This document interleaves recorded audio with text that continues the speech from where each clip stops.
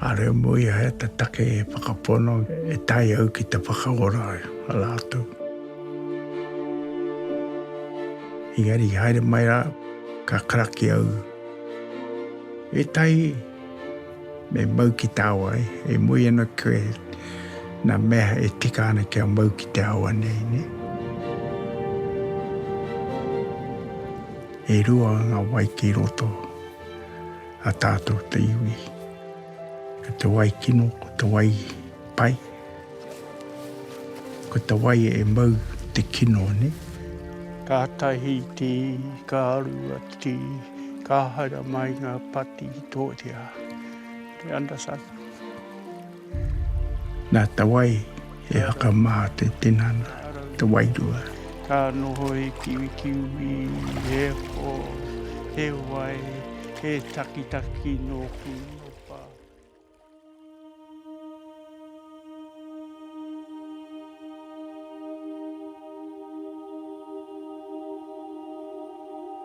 Ko ana ni o i kaira tōku ingoa.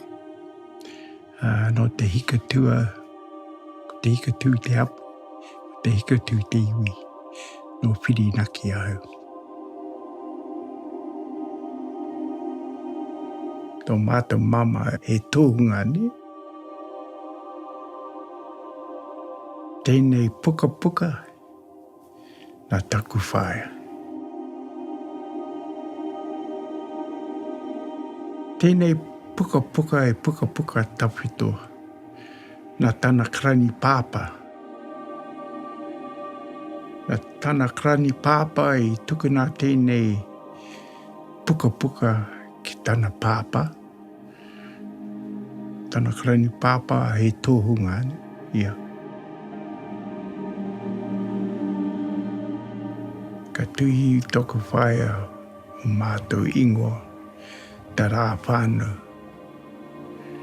I rote tērā paipara tapu. Ko tēranga tui tuinga ke au i ngā wā katoa ne.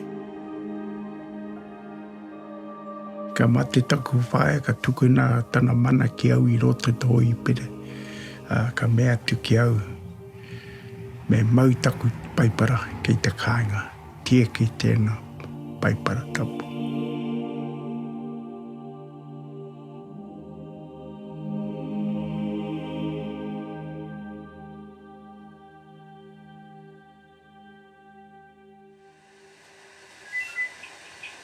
I knew this was going to happen. Answer the phone. That's public phone. That's no ringing. Oh, hey, cuz. Yeah. Daddy, take it off. That's public phone. Oh, he's just in the toilet. I'll get him to ring you, cuz. Papa's phone. Okay, thank you. Bye. Papa's phone. Papa's phone. That's Papa's phone. Yeah, sorry, honey. Who's it? Lynette. But you were. And you have She said she can't make it today. Toru te kaumā pāho o ku tamariki. Yeah. I didn't want them to come today. Te kato e tamariki whāngai. Tomorrow they need to come and talk to those fellas come from Auckland. Toko rua no ana ke tahi ke Opanoni, tahi ke Waimamaku. Te nui ang ko haere ki te mai. Oh, yeah. Yeah, they're coming up to talk about that.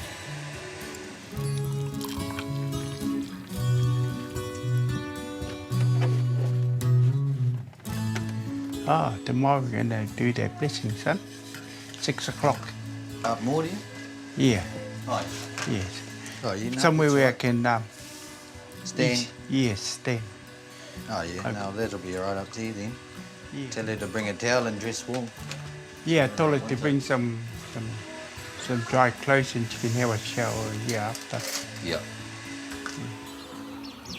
I whānau mai au konei whirinaki. Tāku whānau tanga, ka te whānau tanga tūturu i runga kōhatu wera ne. Whānau mai au. Taku tūpuna whaia ko ia te midwife. Au I mai e hangi ka hau whakawirangi ngā kohatu. I whānau mai a rāhiri I konei. Nui te pā taura moko. Ko te ingoa te pā taura moko ko tuhi rangi. A hoku mātua e mea nei tērā ingoa nā kupe I whakaingoa tiare. Nā te mea, te pā I runga tuhi rangi ko te pā o kupe ne. Papakura.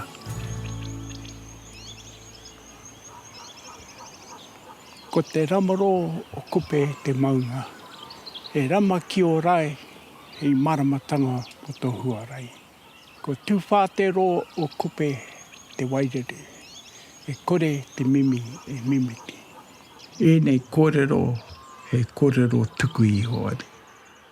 E mālau te wā ngā mātua e ora ana, e kōrero ana. Nā koe e pātai e. No hia tō mātua hapu te katu. I tai mai tō mātua hapu, te tainga mai o kupe ki kone. O waitamata o kupe te awa. Te awa I matapautia e kupe I ana kuri. E toko whaanga kupe ne. Ai marika. Te mea I heke mai a mātou te hikotu, I heke mai a kupe nuku te tuatahi. No reira Māui ka mui a waiwai ka puta ko kupe nuku. Ko papakura te pā, ko te hikatu o kupe te hapu, ko te hikatu o kupe te iwi, ko matawhao te waka. I tau mai tēnā kupe I te tau 680. Nā ka hau atu kupe ki roto te wahapu, piatana te moana nei, ka whakaingoa tia ko te puna I te ao māramani. Ko kupe te tangata, ko hokenga nui o kupe te moana. Nā tēnā kupe E haere ki te mate haere te tika nene.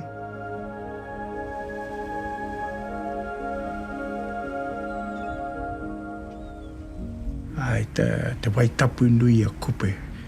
Tihei wini, tihei wana. Tihei ko te waitaki kura kupe. Tihei he toa. Ki te wai I whakatuiria ki te taitama tāne. Whakaputa ki tua. Puta ki te whai ao, ki te ao marama. Tihei wa mauri ora.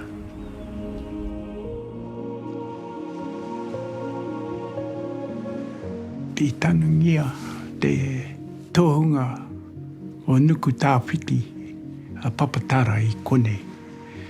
I roto te wahi tapu e kranga hia nei ko te ana o papatara. Ko papatara te tohunga, apprentice tohunga, I tau mai I runga te waka o matawhao. Te taho kupe ne.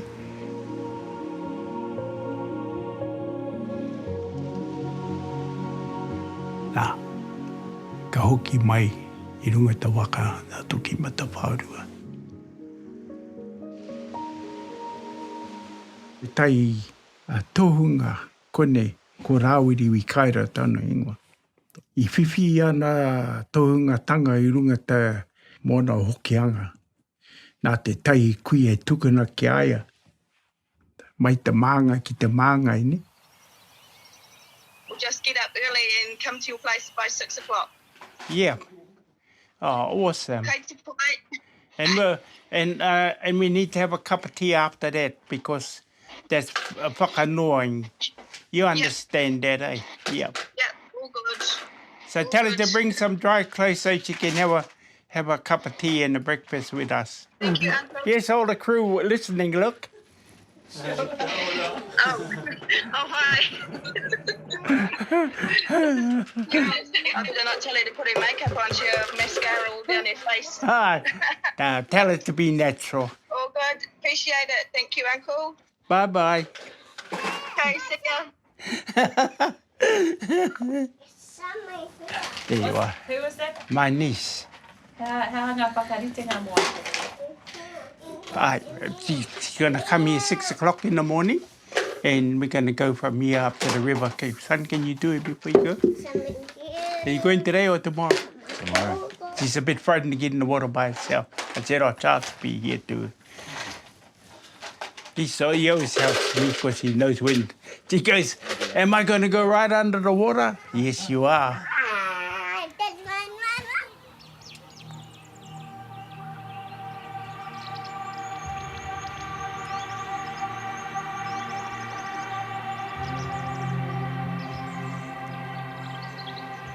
Hea te mea I here tātou te iwi Māori.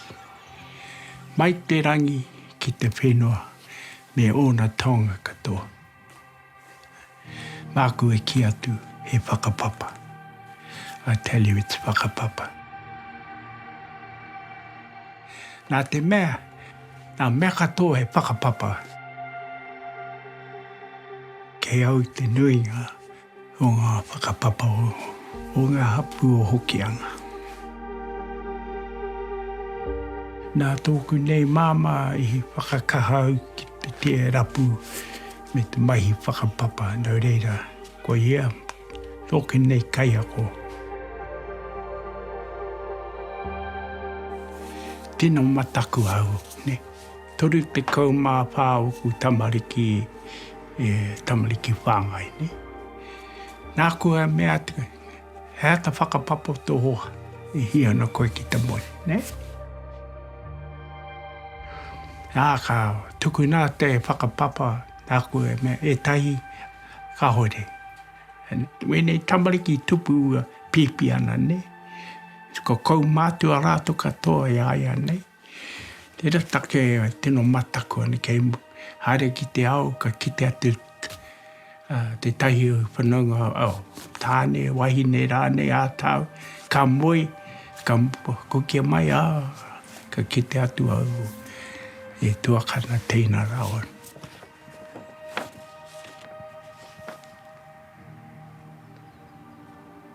Nā te whare tanga o taku I tangata.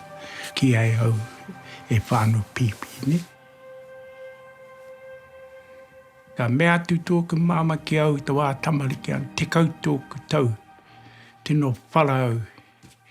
Mena tuku māma I whakaora au, mena ia, kore koe e whānau tamariki. Engari, he maha o tamariki I te haere mai. E pāpauri ana koe, kore e tae a te whakawhānau I o ake pepe? Ka hore. Ka hore. Pēni taku kore roki o ko au, ko koe, ko au.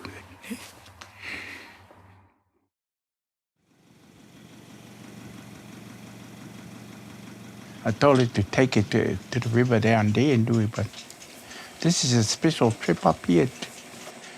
You know, you can just want to come up, do it and go back. So now we're going to go for light. We've got some headlamps. Maybe use those. You said 6. I said 6. Change you 6.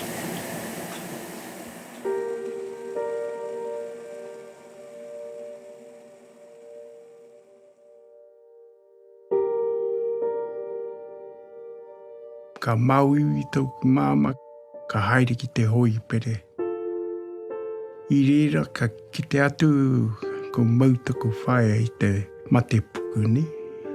Ka noho tōku māma I te hoi pere, māua taku teina I noho te kāinga koni. Te kau māwha tōku tau, te tahi tau, e nohana māua. Kunei, māku e tieki I pāngai taku teina. Ni te rawa, ko te mea nui ko te kai, me te aroha.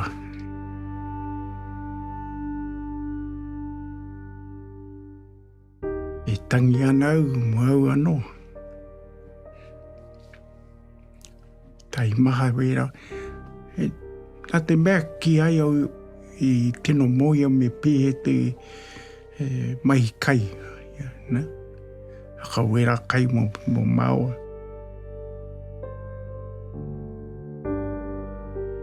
tino tai maa. Mai te rawa ki tana matenga I krangati au. Ko au tana papa.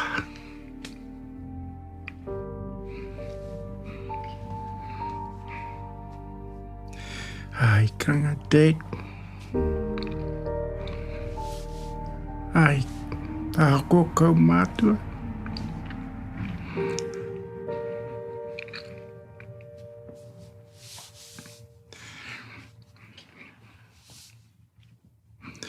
Ai, here's the teeny buddy. Ai.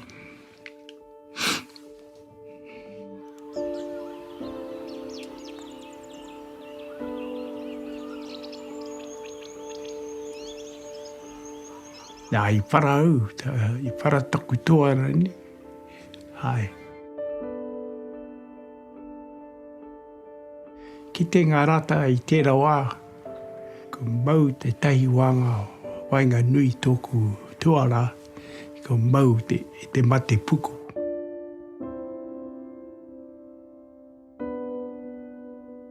Ai, toru tau ki muri tērā. Mea nā rata ko mutu au ki te hikoe.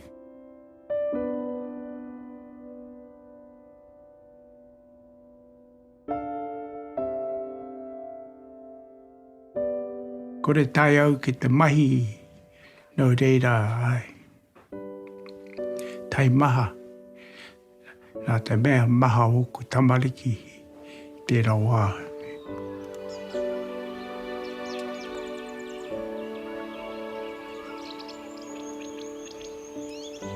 Nā taku whakapono. Nā taku whakapono ai tai au ki te hikoa. E tahi wā, e tahi mahana, e tahi wā, māma noi hone. Kaha au ki te inoi I ngā wā katoa. Ke inoi e āpina au. Ai.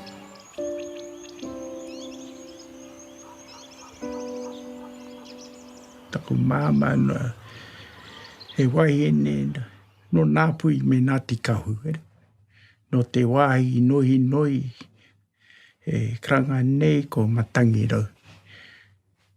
Tāna ingoa ko mere ana tangi wai pāpu. Tāna pāpā e tōhunga. Ko te tōhunga tai o ngā tōhunga whakamutunga o Ngāti Kahu. Ka mate te kraua ka tukana tāna mana ki taku māma.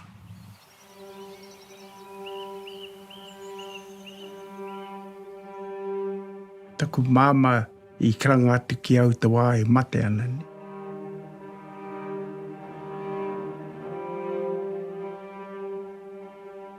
Kia kranga mai kia pēnei tau. Haere mai au ki aia ki tana tā. Kia pupuri tana ringa. Man, oh, come closer. He said, pointing to my mouth.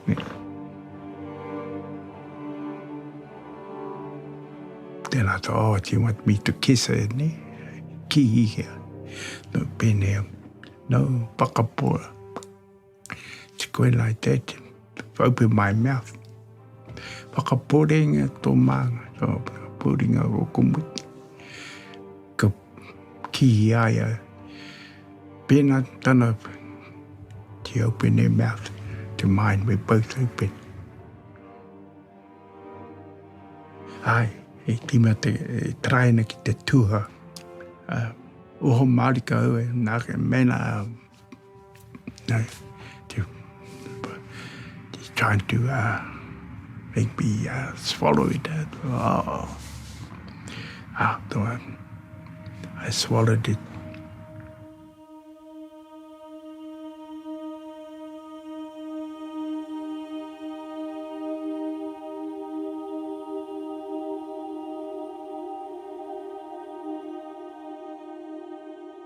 Nāna I tukana tana mana ki au.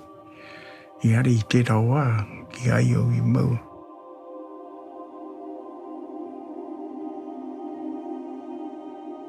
Kāre au E mea tu he tua ngau. Nā te mea te maha oku mai kino e mai ane au. Ne? Pai kia ki hai au I moi au ne.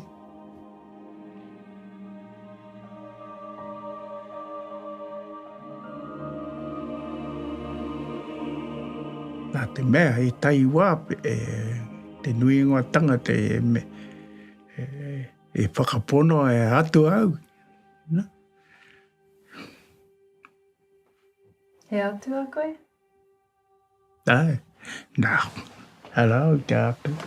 E kore take anō i o. E hara koe te tangata kino. I ngā roa mua, ai. Pai ai ane.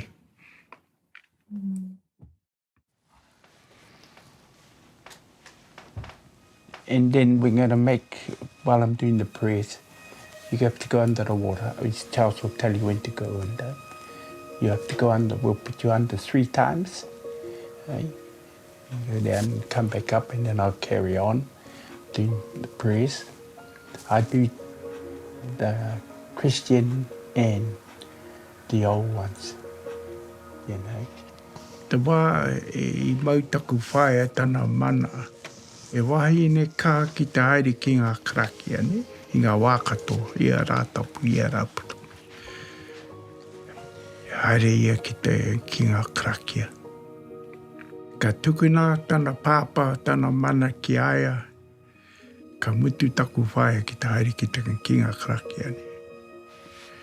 Ngā karakia karaiti ana. How come the lights aren't going? Oh, man. Sorry. Are mui he te take e whakapono e tai au ki te whakaora ala atu. Hingari haere mai rā, mina haere mai koe ki au I me e mauiwi anau. Ka no tai ka kōrero maua. Better turn the heat on for after. E tai o rātou mā. E tai au ki te hikingi ngā mea kino pīne e mau e no koen. Ka karaki au rātou pīne a. E tāua I no ana. E tai me mau ki tāua e. E mui ana koe nā mea e tika ana kia mau ki tāua nei ne. E ka tonu ana te wairua I a koe e karakia ana I ngā karakia tawhito me ngā karakia karaiti ana? Ai, e mai a karakia karaiti ana me te karakia tawhito ne. Pai ki au ke pēna. Charles. I ngai ko te karakia o toku tūpana ne, loko ne, a kaharau ne. All right there? Ko tērā ta karakia mai au, te wā e hikingi e te taimātanga kei runga ngā tangata ni. Oh, gosh, I never saw it. Must be into the water, eh? Must be a eel on here. Ki te atu I tērā, mauiwi e peke, na te wairua. Hara ke ko te wairua pai, ko te wairua kino. Mena e hikingi e te wairua kino ki runga I a koe, ka peke atu. Eh? You all right, Levi? Te nui a, mena I tika ana tau mai, ko peke atu te wāhinaro, ne? Ko haere ki te wāhinaro. Ke tautarangi Māori ki runga I a tātou e hui mai nei te rane. E tau mata nei te rangi. Taputoinga o ke tai mai tuiranga te rara. Nā te wai e haka mā te tinana, te wairua, ne? I roto tērā kupu te wairua, ne? Te wairua o te tangata, he? E rua ngā wai ki roto a tātou te iwi, tātou te tangata. Ka tahiti, ka aruati, ka... Te wai kino, te wai pai. You understand? Ka rauna, ka noho e kiwi, e po, He wai, he taki no pino pa. Haere mai ngā mani, kai ana ngā whetu. Ko te ti ora rere. Engari, ko tawai haka mā te tangata ni. Haka mā te tinana. Whakāngi mai tu wai, tapu he whakamai. Mā tūnā ki a koe. No reira ma tawai he whakamā to hine ngaro. Ko tawai e mau te kino ne. Kia tau. You all right? Shine the light so she can see your eyes. Just take it. Keep going up.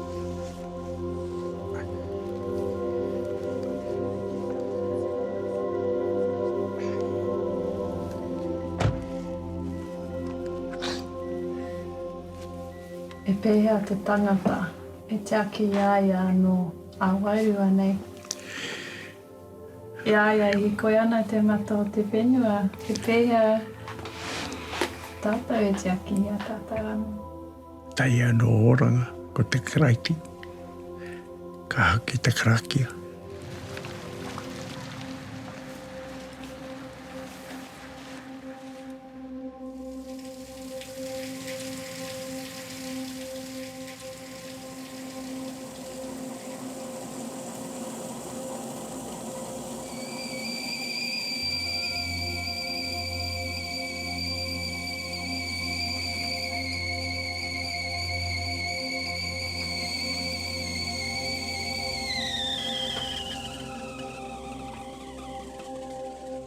O tōku paia.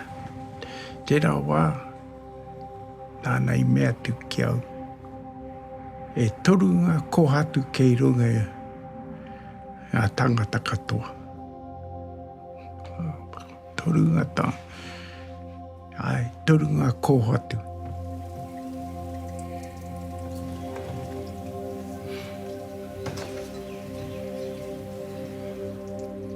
Kia mahara, ko hine tō oranga, e oranga mau.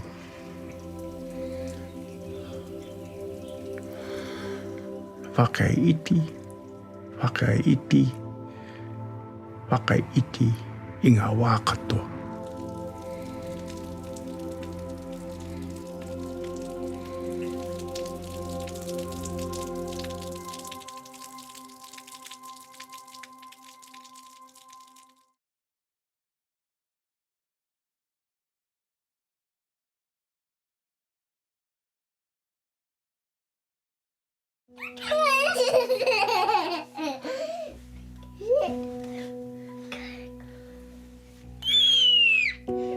Say cheese. Cheese. Hang on, Buddy wants to watch the camera too. Cheese. Cheese.